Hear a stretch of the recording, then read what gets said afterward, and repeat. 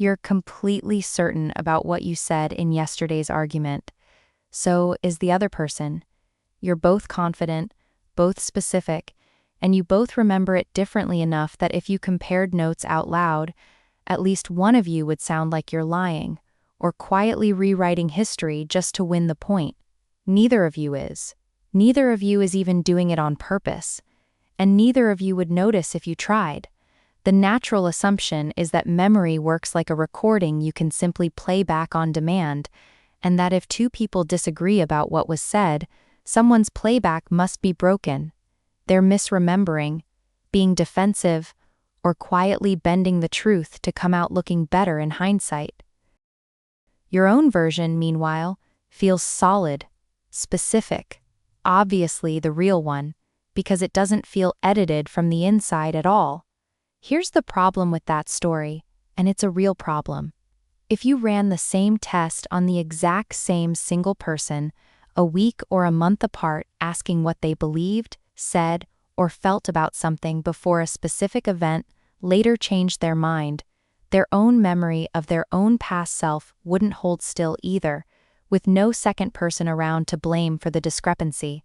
It's not really a two-person disagreement about who's lying. It's something your memory does quietly, on its own, every single time, whether or not anyone else is in the room to compare notes with. In 1984, psychologists Michael Conway and Michael Ross ran a study on students taking a study skills course, one designed to improve their academic performance. The course didn't actually improve their grades in any measurable way. But when researchers later asked those same students to recall how skilled they'd rated themselves before starting the course, they consistently remembered themselves as worse than they'd actually reported at the time, manufacturing entirely in memory the improvement the course had failed to produce in reality. A few years later, researchers Kathy McFarland and Michael Ross found the same quiet editing at work in how people remembered their past relationships.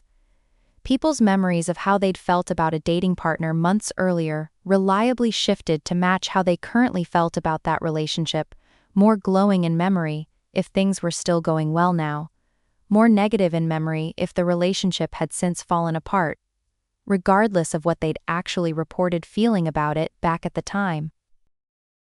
The underlying mechanism is cognitive dissonance, the real psychological discomfort of holding two inconsistent beliefs about yourself at the same time. Something like, I just said something harsh, sitting right next to, I'm not a harsh person. Psychologist Leon Festinger described this discomfort back in 1957, and one of the easiest ways your mind resolves it isn't to change your future behavior at all. It's to quietly revise the memory instead, so the inconsistency simply stops existing. This is a genuinely different mechanism from memory simply being reconstructed because of outside suggestion, a misleading photo that plants a false detail, a leading question that quietly changes what you recall. This is memory revising itself from the inside, unprompted, specifically to preserve a consistent story about who you are and always have been. Researcher Michael Ross has argued that people carry an implicit theory that they're basically stable over time and reconstruct their past to match that theory, whether or not it happens to be strictly true.